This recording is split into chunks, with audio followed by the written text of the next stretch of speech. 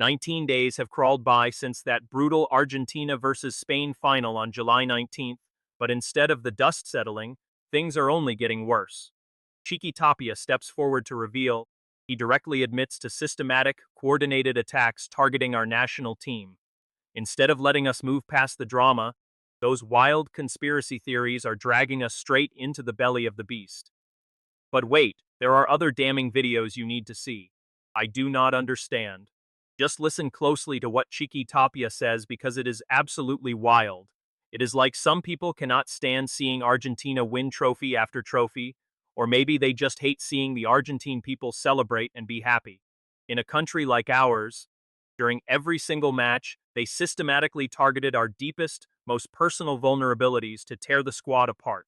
Some lines in life are absolutely sacred, but they cross them during this World Cup. When you mess with things that are off limits, when you blow past that boundary, you have to ask yourself, whose side are you on? Are you actively plotting against your own national team? If your issue is with Claudio Tapia, fine, leave me out of it. If you hate me, make it about me. But they ran systematic coordinated smear campaigns out there. We scraped past the group stage, and yet the attacks just kept coming. No, wait, keep listening, because this gets even heavier. Every time Argentina played, some new threat popped up, an announcement, a scandal, some cheap play to destabilize a simple game of soccer. This team does not belong to me. Sure, I am the president of the Argentine Football Association, but I do not own them. The national team belongs to everyone. People need to understand that this squad brought pure, unadulterated joy to the entire country during all this time. Through almost 8 years of the Scaloni project, the fans built a deep bond. Families started gathering again, and friends would text each other, asking where they were meeting up to watch the match, or flooded the streets to celebrate together, which had not happened in ages. In 2022, they even managed to honor the veterans and the heroes who fought in the Malvinas War, and during this World Cup, that single match put a long-forgotten issue back on the global diplomatic stage. People in over 30 countries started asking why those islands are called the Falklands when they belong to Argentina. And then, the flag. Now, before we get into the next segment, where he exposes what is going on behind the scenes at FIFA, listen closely. His words carry real weight here. He starts by explaining how certain forces desperately wanted to stop Argentina, as if our historic run at this World Cup was physically painful for them to witness. Keep your eyes glued to the screen for the next clips, which we will play right after Chiqui Tapia finished his statement. But first, focus on this specific part where Chiqui Tapia addresses the flag incident. Who put that flag there, and why? Despite the official warnings that we could not bring anything inside, the fans took matters into their own hands. Of course, we eventually found out who the kids were. They were a bunch of kids from Fuerte Apache who are close to one of the guys on the team, and it just happened naturally. Nothing was planned, absolutely none of it. FIFA has not taken any action either. Well, a file arrived 4 or 5 days ago, but there is no fine or formal warning in it yet. On the contrary, to be perfectly fair, nothing bad has actually come of it. If you were out there on the pitch playing that match, and you saw the fans pouring their souls out through that massive flag, what on earth would you have done? Would you just leave it on the grass? Or would you pick it up? I would lift it. Me too. Exactly, we are Argentines. Any of us would do the same even in a smaller World Cup. Imagine if we had played the final against England and won the whole thing. The raw emotion of that moment is unmatched. Lifting the World Cup trophy is the ultimate dream, no question. But given the immense psychological pressure and the heavy burden resting on this squad, and on our captain, Lionel Messi, to deliver for the people, it felt exactly like winning the World Cup all over again. I know you hate when I pause the tape, but I really need to show you this vital update regarding the future of Lionel Messi and Scaloni. Just watch this right here. Let's start with what he says about Messi. Look, it is purely and exclusively his decision. He has to feel that hunger, just like you guys did. Remember in 2022, we did not know if he would play in 2026, and he kept saying, it is just game by game, game by game, game by game.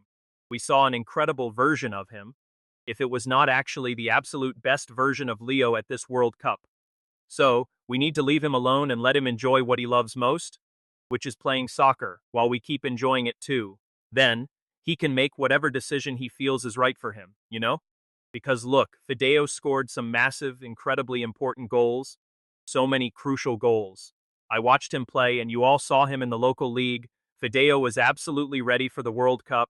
He was ready to play. Look, I am not the coach, but given what he did in Argentine soccer and what he proved, he could have easily played in the tournament if he wanted to, and if they called him up.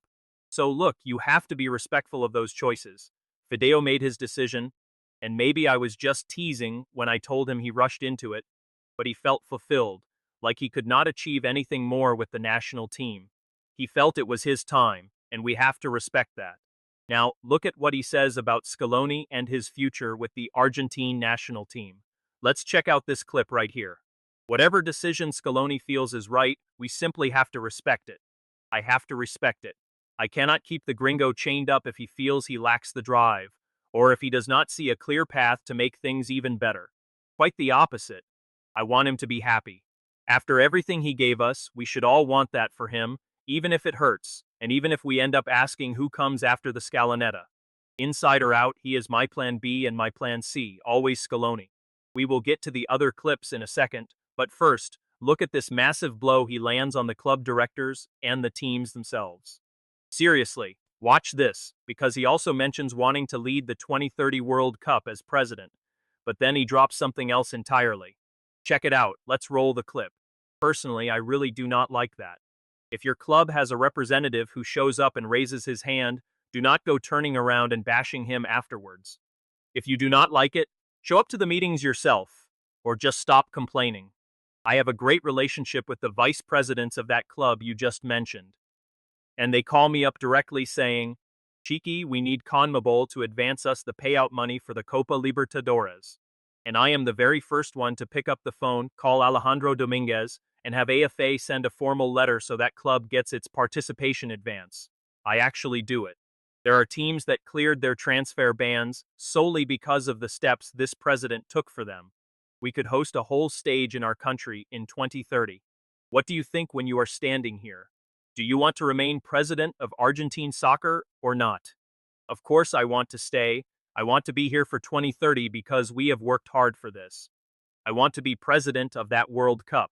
The world is changing, it already has. Look at the Club World Cup expanded with so many more teams. At this very tournament, we had 14 extra national teams playing. And by 2030, if we expand to 64, it will be even bigger. And why? Because they are completely wrong. That is a massive field. But like I said, it does not end here. Caruso Lombardi just stepped up and dropped another absolute bombshell right when things seemed to be cooling down. Listen to this. I see so many journalists trying to cover up what really went down at the World Cup, telling everyone that it is over and done with. But it is not over. People are still furious, bitter, and completely fed up. And why? Because they realize that we did not lose this World Cup fair and square. Seriously, 3 players getting injured out of nowhere during warm-ups at a World Cup match? Especially with how this team warms up, just doing light touches and small-sided drills. So do not try to make up excuses. I am going to lay it out clearly, and you know I do not beat around the bush. Infantino handed down orders to you-know-who. I do not even need to say his name. You already know, the famous Piedrita. He passed down the word and told him plainly, a country under this much investigation cannot be allowed to win. And that is the absolute truth. No matter how much they try to stay quiet, they owe the fans the real story. Right. That was Caruso Lombardi's take on things, but fresh footage has surfaced. New videos are showing different angles of everything that went down during the Argentina versus Spain match. Take a close look if you still had any doubts about the referee's decisions in that game. Just look at this. We are starting off incredibly strong. A physical blow, look at Messi. Wow, they absolutely leveled him. And notice how there was not even a yellow card for Spain. This is complete madness. They are grabbing Messi by the jersey there too, but nothing. The referee was standing right next to it, and strangely, nobody even complained. Look at that, another cheap kick at Messi. We saw that one earlier too. There it is. Right here, look at this, and on top of that, this is exactly when he gives Enzo that yellow card. It made absolutely no sense at all. Honestly, if we are analyzing this match, maybe that was the turning point that completely handed the game to Spain. We were down to 10 men, and in my opinion, It all started right here with this single incident. Just watch this foul on Enzo. He literally shoves him to the ground. You can see it so clearly right there. But we have already seen this before, right? But it never hurts to review these moments because, honestly, well, this is the one where Cucurella is talking trash to him.